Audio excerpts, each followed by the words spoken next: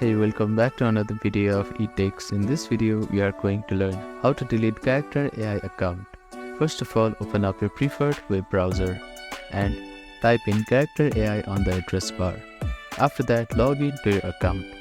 Now, click on the profile icon which is at the bottom left corner of your screen. After that, click on Settings.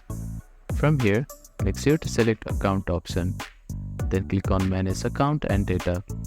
You'll see Delete Account button. Click on it. Now you need to enter your username to confirm.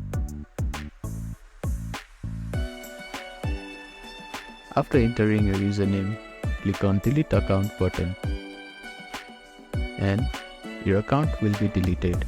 Simply reload the page. As you can see that we have been logged out from your account. So that is how you can delete your Character AI account. Thank you for watching this video. Please do not forget to like, share and subscribe to our channel and comment down if you have any queries.